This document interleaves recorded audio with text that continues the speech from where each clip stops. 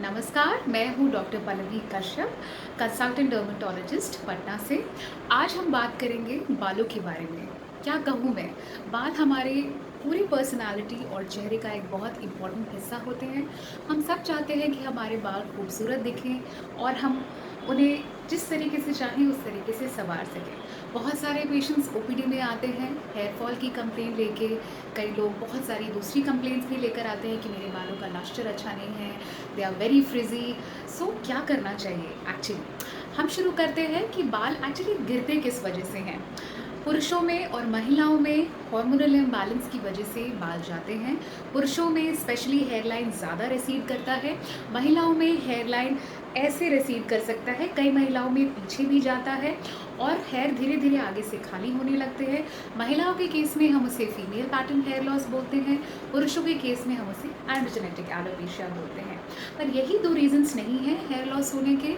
Hormonal imbalance के साथ साथ आपके बाल आपके डाइट की वजह से और किसी कारण की वजह से, बाल में अगर फंगल इन्फेक्शन है तो पैची हेयर लॉस हो सकता है।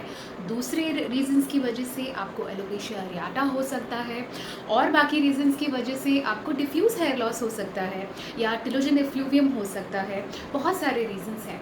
कई बार ये सारे रीज़न, 2-3 रीज़न्स एक साथ होते हैं, तो एक डॉक्टर से ज़रूर मिलें और उनसे पूछें कि आपके बाल क्यों जा रहे हैं।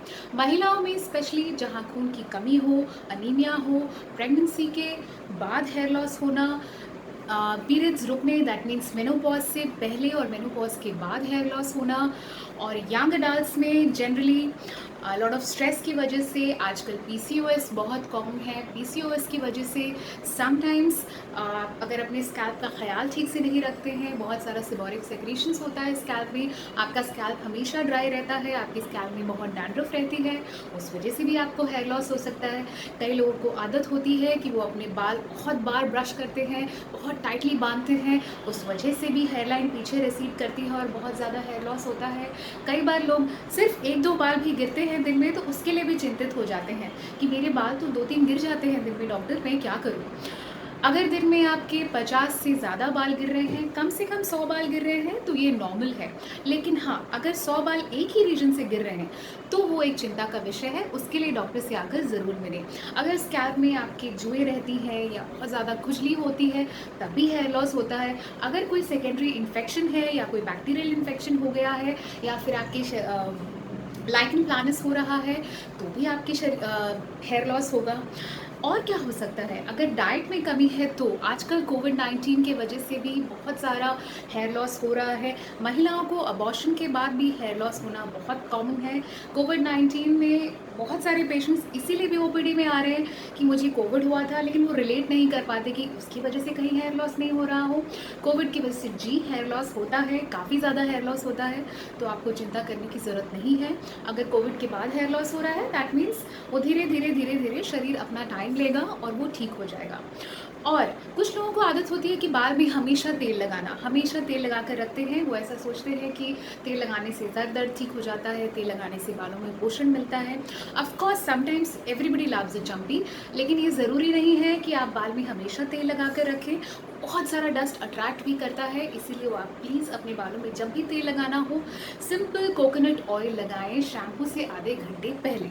नाउ वी कम कि शैम्पू कैसा करना चाहिए कि जिससे कि बहुत ही लस्ट्रस और ब्यूटीफुल हेयर मिले। Don't go for very hi fi brands, या फिर कोई ज़रूरी नहीं है कि जो महंगा है वही अच्छा है, जो सस्ता है वो अच्छा नहीं है।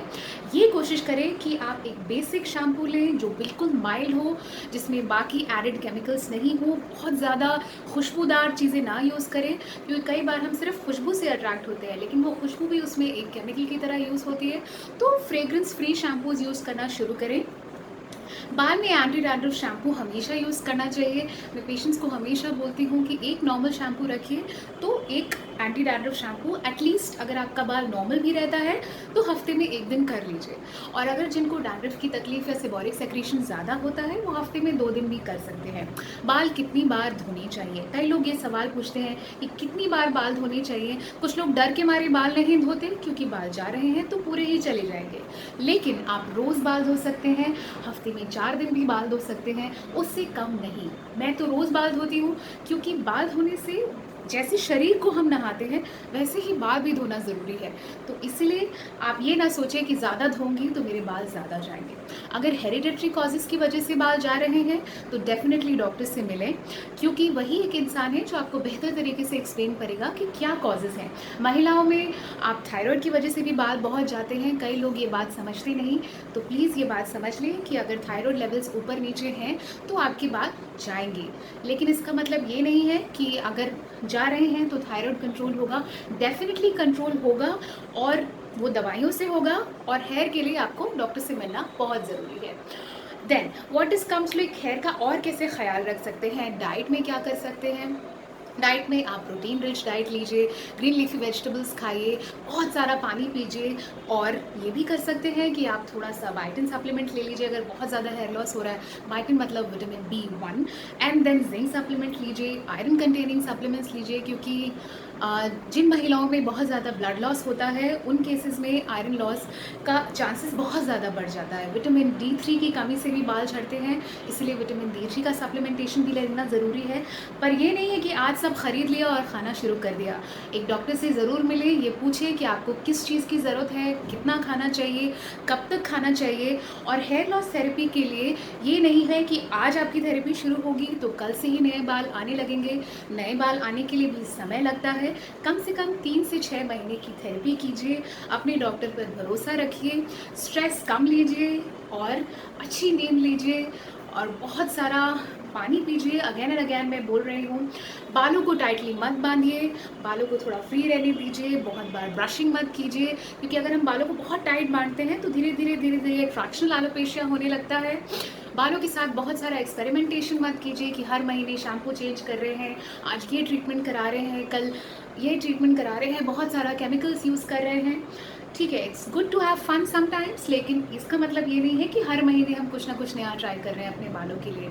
इन केस कोई सीरियस इशू है या कोई सीरियस एलिमेंट है तो डेफिनेटली बाल जाएंगे ही, लेकिन इसका मतलब ये नहीं है कि आप डॉक्टर से नहीं मिलेंगे। मिलिए, कंसल्ट कीजिए, उनकी राय को समझिए और उसके अनुसार काम कीजिए। बहुत सारे एडवांसमेंट आ गए हैं, जैसे PRP है और हेयर ट्रांसप्लांट थेरेपी है, वो भी बहुत ज़रूरी है। अगर कुछ केसेस में आप कराना चाहते हैं तो अपने डॉक्टर से तुरंत मिलें। नमस्कार।